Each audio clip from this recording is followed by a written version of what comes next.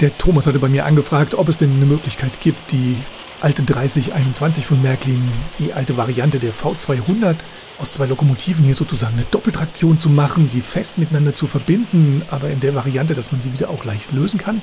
Wir haben dann ein paar Mal kommuniziert.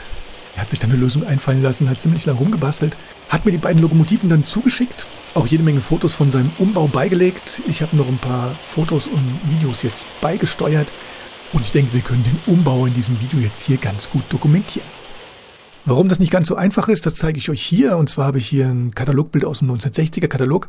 Die 3021 wurde von Märklin immer so ausgeliefert, dass im Grunde genommen bei der einfachen Kupplung der Kupplungsbügel hier im vorderen Bereich fehlt, sodass man keine 2 Lokomotiven hier direkt kuppeln kann.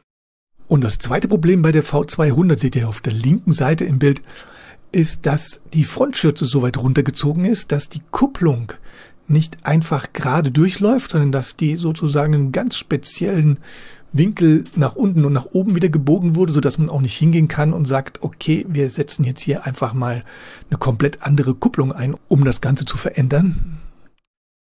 Es gibt dann von Märklin wohl so ein Zubehörteil, mit dem man 2 Lokomotiven sozusagen fest miteinander verbinden kann. Aber ihr seht, die ersten Versuche vom Thomas haben dann hier gezeigt, dass es einmal von der Länge her nicht ausreichend ist und die Frontschürze der V200 vorne so weit runtergezogen ist, dass man hier also auch jetzt basteln müsste und biegen müsste, um das in irgendeiner Form überhaupt hinzubekommen. Er ist dann hingegangen, hat sich 2 Originalersatzkupplungen, hier oben die Nummer E21166 von Märklin besorgt. Diese wurden dann in ihre Einzelteile zerlegt, der vordere Kupplungsteil mit dem Seitenschneider entfernt, das Ganze ordentlich abgefeilt und so sieht dann das Ergebnis aus. Und für den ersten Versuch wurden dann die anderen beiden Kupplungen so bearbeitet, dass nur noch dieser Teil hier in der Mitte übrig geblieben ist.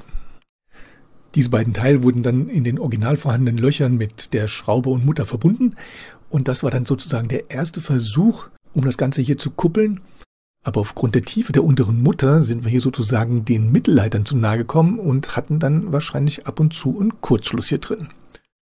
Diese beiden Verbindungsteile wurden dann weiter gekürzt und das hier ist dann im Endeffekt nur davon übrig geblieben. Es wurden dann kleinere Schrauben und kleinere Muttern verwendet, das Ganze auch in schwarz, sodass das gar nicht mehr so ins Gewicht fällt. Und das Ergebnis seht ihr dann hier einmal von der Oberseite sozusagen. Hier ist dann die Unterseite. Das Ganze nochmal in der Seitenansicht. Und so sieht es dann im Endeffekt bei mir auf die Anlage gestellt aus. Und die beiden Lokomotiven sind damit jetzt fest verkuppelt. Und hier seht ihr das Ganze nochmal von oben, was die Kurvengängigkeit angeht. Das heißt, das ist jetzt vollkommen problemlos, weil die Kupplung im Bogen unter den Puffern entlang läuft und gleichzeitig aber hier nicht die Schiene bzw. den Mittelleiter noch berührt. Von unten im Großen sieht das Ganze so aus. Diese neue Verbindung wird jetzt einfach in die alte Kupplung eingeschoben. Das heißt, unter diesen alten Kupplungsstummel, der übersteht und über den alten Splint, der von der alten Kupplung hier noch vorhanden ist. Wie das Ganze funktioniert, seht ihr hier. Das heißt, die Lokomotiven auf den Rücken gelegt sozusagen, die Kupplung auf der einen Seite eingeschoben, die Lokomotive auf der anderen Seite angehoben und auf die Kupplung geschoben. Und wenn das Ganze dann in der Waage ist, sind die beiden Lokomotiven absolut stabil miteinander verbunden. Und genauso lässt sich das Ganze in umgekehrter Reihenfolge dann auch wieder vollkommen problemlos lösen. Und auf meiner kleinen Anlage laufen die beiden Lokomotiven hier vollkommen problemlos, auch im hinteren Teil, wo diese weichen S-Kurven-Kombination ist. Man merkt in der Praxis also überhaupt nicht, dass hier eine andere Kupplung eingebaut ist. Man könnte eventuell den Abstand sogar noch ein bisschen verringern, wenn man nicht die engen Radien fährt. Aber so ist man hier dann wenigstens auf der sicheren Seite. Auch fällt die Kupplung optisch überhaupt nicht mehr ins Auge, was jetzt auf den Fotos vielleicht mit der Mutter und der Schraube unten noch so ein bisschen klobig aussah, ist hier in der Praxis überhaupt nicht mehr zu sehen. Und ich denke mir, das ist eine richtig schöne, stabile und auch einfache Lösung. Und jetzt natürlich meine Frage sozusagen von uns an euch. Hat jemand schon mal eine ähnliche Idee gehabt oder kennt irgendeine andere Variante, die uns jetzt hier entgangen ist? Und der Thomas hätte sich vielleicht gar nicht so die Mühe machen müssen. Aber wir haben im Vorfeld hier nichts anderes gefunden, gerade für diese alten Kupplungen. Denn bei den neueren Modellen von der V200 von Märklin ist es so, dass wir die normalen Kupplungen haben. Dann haben wir ja nicht das Problem, dass wir nicht kuppeln können. Aber wenn irgendjemand da noch eine Idee hat, dann wäre es klasse, wenn ihr es in die Kommentare packt.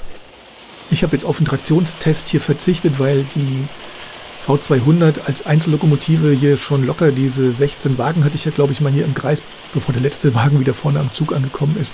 2 dieser Lokomotiven, die ziehen natürlich wesentlich mehr Wagen, als ich hier auf meine Anlage packen kann. Also der Traktionstest ist verschoben, wird vielleicht irgendwann nachgereicht. Vielleicht macht der Thomas da auch selber noch was dazu. Ich bin jetzt zumindest mal hingegangen und habe alles, was irgendwie nach Schwerlast und nach Metallwagen aussah, hinten angehängt, was ich an Güterwagen hier habe. Aber über das Gewicht und die Länge von diesem Zug und dieser Wagen, da ernten wir von den beiden V200 hier wahrscheinlich nur ein müdes Lächeln, aber es macht zumindest hier optisch für meine kleine Anlage schon ein bisschen was her. Ich bedanke mich dann erstmal beim Thomas, dass er sich die Mühe gemacht hat, hierfür eine Lösung zu finden, mir die beiden Lokomotiven hier sozusagen fürs Video zur Verfügung gestellt hat. Von euch wäre es klasse, wenn ihr eventuell noch eine andere Lösung habt, das in die Kommentare packt. Ich danke euch erstmal wieder fürs Zuschauen. Demnächst gibt es dann wieder mehr und bis gleich.